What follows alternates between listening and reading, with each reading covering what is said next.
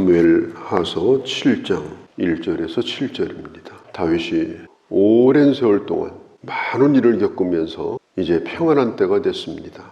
왕이 둘이었는데 다윗이 유일한 이스라엘의 통일왕국의 왕이 됐고, 그리고 이스라엘 중앙에 수도를 세우고 거기다가 왕궁을 짓게 됩니다. 저 두로에 히람 왕이 자재도 도와주고 기술자도 보내줘가지고 아주 좋은 왕궁을 짓게 됩니다.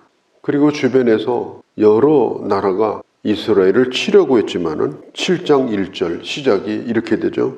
원수들을 무찌르사, 하나님께서 계속해서 다윗에게 승리를 주셔가지고 이제는 누구도 이스라엘을 넘볼 수 없는 이제 평안을 주신 것입니다. 그 사람이 어떤 사람인가 이걸 알려고 하면 그 사람이 제일 잘 되고 있을 때, 그 사람이 평안할 때, 그 사람이 성공했을 때입니다. 다윗은 왕궁에 들어앉아서 한 나라의 왕으로 그렇게 살기를 원치 않았습니다. 자기에게 주신 그 축복을 가지고 하나님을 위하는 길이 뭔가, 하나님의 영광을 드러내는 길이 뭔가, 자기가 할 수 있는 일이 뭔가, 이걸 고민하고 생각하고 그가 생각해낸 게 있었어요. 하나님은 성막을 광야에서 지으라고 하셔가지고 40년 동안을 그렇게 했습니다. 그리고 가나안 땅에 들어온 뒤로 벌써 400년 세월이 또 지나갑니다.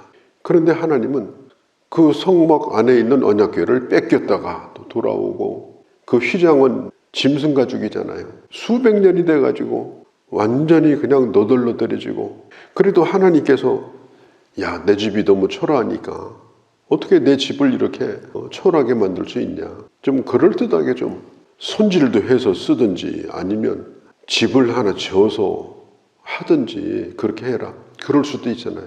하나님은 이스라엘 백성 누구에게도 그렇게 하지를 않았습니다. 그러면 하나님이 능력이 부족해서 휘장 가운데 있었는가?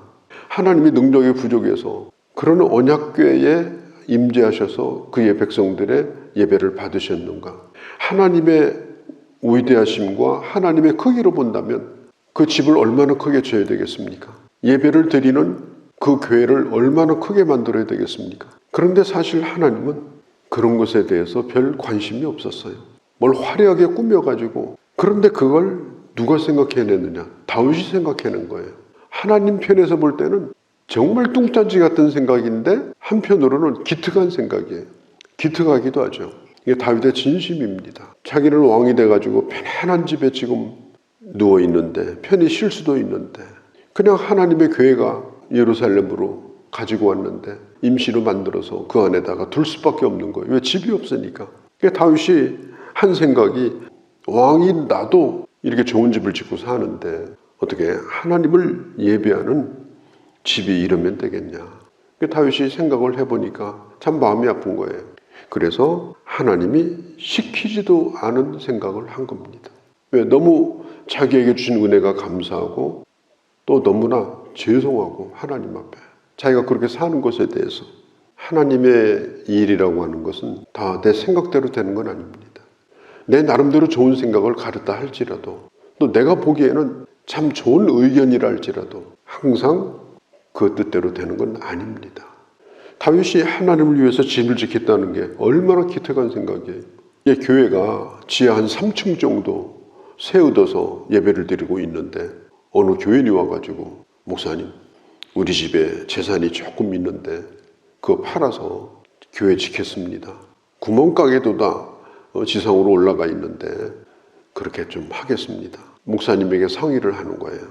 그러면 어떤 목사님이 그걸 받아가겠습니까? 하나님은 지하에나 지상에나 거하는 분이니까 예배는 어디서 드려도 되는 거니까 그게 중요한 게 아니다. 지금으로 족하다. 그럴 목사님이 세상에 어디 있겠습니까? 하나님의 집이 지금 천막이에요. 다윗이 생각해보니까 너무 마음이 아픈 거예요. 자기가 너무 죄송한 거예요. 그래서 그렇게 하겠다고 이 생각을 한 겁니다. 시킨 것도 아닌데. 이걸 누구한테 얘기했느냐? 나단에게 얘기해요. 나단이라는 이 선지자는 오늘 여기 성경 3절에 처음 등장해요. 앞으로는 자주 나옵니다만은 아마 왕의 가까이에서 왕을 돕는 예언을 해주고 조언도 해주는 그런 왕실 가까이에 있는 선지자였을 겁니다. 근데 나단에게 가서 물어보니까 너무너무 마음이 좋은 거예요. 어떻게 그렇게 그런 생각을 했나? 나단이 너무 다윗이 기특해가지고, 왕이요, 그렇게 하나님의 집을 짓는 게 보통 일입니까? 내가 성심껏 돕겠습니다. 하나님께서 참 기뻐할 겁니다. 그러면서 이 나단도 다윗의 뜻과 함께 했어요. 그렇게 하기로 하고, 며칠 있다가 하나님께서 나단에게 말씀하시는 거예요. 뭐라고 말씀하시는가 하면 5절에 가서 내 종 다윗에게 말하기를 내가 사람 지은 집에 내가 있겠느냐? 내가 살 집이 필요하냐? 그렇게 말씀하셨어요. 어떻게 그런 생각을 다 하냐? 이게 칭찬일까요? 야단일까요? 두 가지 다입니다. 야단이기도 해요. 하나님은 집에다 가둬두고 거기다 모셔두고 거기 가야만 만나고 거기 가야만 예배드리고 그런 하나님이 아니잖아요. 그런데 이게 또 칭찬이기도 해요. 너는 어떻게 그런 생각을 했니? 얼마나 나를 많이 생각했으면, 얼마나 은혜가 풀려고 했으면 그런 생각까지 했느냐. 우리가 국어 문법으로 보면 이걸 반어법이라고 해요. 우리가 그러잖아요. 아니 이런 일을 왜 했니? 자식들에게 그러면서도 속으로는 좋은 부모님하고 똑같은 거예요. 누가 시켰니 이런 일을? 주제넘게 이러면서도 뒤에 가서는 좋아하시고, 그게 지금 나단을 통해서 하나님께서 하시는 생각입니다. 우리는 머릿속에 많은 생각이 있어요. 하나님을 위하는 생각들. 그런데 어떤 때는 그게 하나님의 뜻과 맞지 않는 생각도 많이 있습니다. 내 생각이 꼭 옳은 것만도 아니에요. 그건 내가 주를 향해서 가진 나의 좋은 마음일 뿐인 거죠. 그게 받아지지 않는다고 해서 사람과 싸우고 교회와 싸우고 이러면 안 돼요. 그게 아무리 좋은 뜻이라 할지라도 그게 받아지지 않으면 그것도 하나님 뜻이고, 또 그게 되어지면 그것도 하나님 뜻이고, 그런 것뿐입니다. 다만 우리가 하나님을 향해서 되든 안 되건 간에 좋은 생각을 품고 사는 것은 이거 귀한 일이에요. 우리가 신앙생활하면서 하나님을 향해서 내가 주를 위해서 해드릴 게 뭔가, 어떻게 하면 주님 은혜에 감사할까, 그런 생각이 하나도 없이 그냥 살아가는 건요, 안 되는 일입니다. 사실은 내가 하나님을 위해서 산다고 할 때는 그런 생각을 품는 것이 마땅해요. 그러나 그 뜻대로 다 되는 건 아닙니다. 그러나 하나님은 그 마음을 받으십니다. 오늘 이것이 오늘 본문에 나타난 얘기들이에요. 하나님이 하신 말씀을 쭉 정리해 보면 네가 한 일이 뭐가 있냐? 네가 어릴 때 내가 기름 부은 것도 내가 한 거고, 골리앗 때려 눕힌 것도 내가 한 거고, 그리고 네가 한 것은 사울에게 쫓겨서 도망 다닌 것밖에 없지 않느냐? 네가 한 것이 없는데 아니 어떻게 네가 내 집을 지어주냐? 이게 되는 일이냐? 이렇게 반어법으로 말씀을 하셔요. 이 주어가 바뀌는 것이 참 문제가 될 수가 있습니다. 우리가 영어에서도 이 주어 찾는 게 굉장히 중요하잖아요. 주어가 뭐냐? 국어 시험에서도 이 구문 풀이할 때도 주어 찾는 게 굉장히 중요해요. 주어가 뭔지를 잃어버리면 문장이 완전히 달라져요. 지금 하나님께서 다윗의 이 얘기에 대하여 반복해서 지금 하시는 말씀이 있어요. 그것이 뭐냐? 내가라는 단어예요. 무려 7장에 23번이 나와요. 이 말이 무슨 뜻이겠어요? 주어를 바꾸라는 거예요. 내가 뭔가 하려고 할 때, 그 주어가 바뀔 때, 그때가 가장 위험할 때입니다. 내가 하나님을 위해서 뭘 했다. 대단히 위험한 일입니다. 내가 하나님을 위해서 할 수 있는 일은 없습니다. 그 일이 내 영혼에 유익이 될 뿐이고, 그 일로 말미암아서 내 믿음이 자라는 것뿐이지, 내가 하나님을 위해서 산다. 내가 사는 것도 하나님 뜻이고 죽는 것도 하나님 뜻인데 사실은 내가라는 건 있을 수가 없어요. 그런데 어떻게 네가 내 집을 짓냐? 누가 지금 너를 주도했냐? 너를 여기까지 오게 했냐? 저 애굽에서 나올 때부터 지금까지 언제 내가 집 져달라고 했냐? 이제 주어를 바뀌어라. 네가 아니라 나다. 너를 죽이고 살리는 것도 나다. 이제까지 너를 너되게 한 것도 나, 왕으로 기름 부은 것도 나지 네가 왕된 게 아니다. 앞으로 너를 위대하게 할 때도 네가 위대해지는 것이 아니라 내가 위대하게 만든다. 나다. 네 자식에게 성전을 짓도록 하는 것도 나다. 사울처럼 네 집을 망하지 않게 하는 것도 나다. 너의 집이 사울보다 결코 좋은 집은 아니다. 그러나 그 집을 망하지 않게 하고 그 뿌리로 말미암아서 계속해서 왕이 나올 뿐 아니라 결국은 세상을 구원할 구원자가 나오게 하는 것도 나다. 아니 어떻게 네가 내 집을 짓냐. 나는 하나님이 그리고 내가 너를 주관하는 자다. 이 하나님께서 얼마나 답답하시면 23번이나 반복해서 이 얘기를 하시겠습니까? 이게 지금 이 본문이 계속해서 5절서부터 17절까지 계속되는 거예요. 반복해서 말씀하시는 거예요. 너 그런 생각하지 말라. 우리 사도 바울의 고백을 생각을 해봅니다. 내가 다른 사도보다 수고를 많이 했다 할지라도 그것은 내가 한 것이 아니라 하나님이 나와 함께 하신 것이다.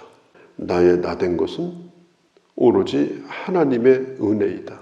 나의 나된 것, 내가 이만큼 하나님의 사람으로 살 수 있게 한 것은 하나님의 은혜이다. 하나님 안에서 살아가는 내가 그 하나님을 위해서 내가 뭘 하고 있다. 이렇게 생각하지 말라. 그것도 하나님의 은혜다. 그렇게 사도 바울이 고백한 것처럼 하나님은 내 주권자이시고 나를 나되게 하는 분이시다. 예배도 마찬가지 아닙니까? 예배도 하나님을 하나님 되게 하는 거예요. 하나님이 모자라서 내가 예배 드려주면 그럴듯해지는 분이 아니고 하나님 너무나 크신 분인데 내가 할 수 있는 최선으로 하나님의 위대함을 드러내는 것뿐이지 예배 드린 만큼 하나님이 커지고 2명이 예배 드리면 작아지고 10명 모여 예배 드리는 개척교회는 작은 하나님이고 그런 데가 어디가 있어요? 그런 하나님이 아니에요. 사람이 지은 집에 거하는 분이 아닙니다. 미개한 종교, 열등한 종교, 그런 종교일수록 그 종교 공간이 어마어마하게 화려합니다. 꼭 거기에 뭐가 있는 것 같아요. 얼마나 대단한지. 동남아나 유럽이나 심지어 기독교가 완전히 죽었을 때 중세 암흑기 시대 지어놓은 성당에 가보세요. 땅속에다가는 수십 개 관이 묻혀 있고 제단에도 유골이 있고 천장에도 그림 그려놓고 진짜 뭐가 나올 것 같아요. 무당 집에 가보세요. 귀신 나올 것 같잖아요. 예배당을 잘 차려놓는다고 그래서 거기서 하나님이 나타납니까? 그렇지 않잖아요. 기독교는 그런 게 아니잖아요. 오늘 다윗이 어느 면에서는 그 중심이 이해가 되고 어느 면에서는 하나님을 잘 섬기는 방법은 아니었다. 그걸 하나님께서 지적하고 계신 겁니다. 나중에 그 아들 솔로몬이 성전을 다 지어놓고 이제 첫 예배를 드릴 때 솔로몬이 했던 얘기가 있습니다. 헌당식 때 하나님은 여기에 갇혀 계신 분이 아닙니다. 사람이 지은 건물 안에 계신 분이 아닙니다. 그러나 우리가 기도하면 이곳에 와서 기도하면 하나님이 우리 기도를 들어주시고 이곳에 와서 예배드리면 하나님이 우리 예배를 받아주시는 것을 감사합니다. 하나님이 어디든지 계신 거예요. 그러나 이곳에 와서 솔로몬은 그게 건물이 큰 것이 아니라 기도를 들어주시고 예배를 받으시는 하나님을 찬양했지 건물을 찬양한 게 없어요. 우리는 주님을 향해서 좋은 생각을 많이 가지고 살아야 됩니다. 그러나 그 생각을 걸러내고 되게 하든 되지 않게 하든 그것은 또한 하나님의 뜻입니다. 그리고 언제나 주어가 무엇인가 그걸 잃어버리지 않고 하나님의 은혜가 끝까지 은혜되도록 살아가는 그런 주님의 자녀들이 되어지기를 바랍니다. 거룩하신 우리 아버지, 오늘 다윗이 하나님 은혜가 감사하고 커서 내가 하나님을 위해서 어떻게 살고 고민하고 또 고민하고 기도하는 가운데 그가 생각해낸 것이 성전을 짓는 일이었습니다. 하나님은 그 마음을 받으시고 그 자신뿐 아니라 대대로 하나님의 축복을 약속하셨습니다.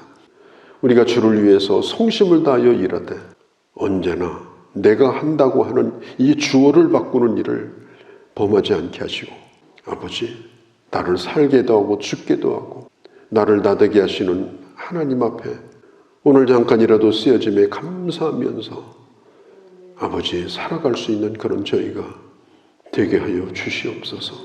우리 주 예수님의 이름으로 기도하옵나이다. 아멘.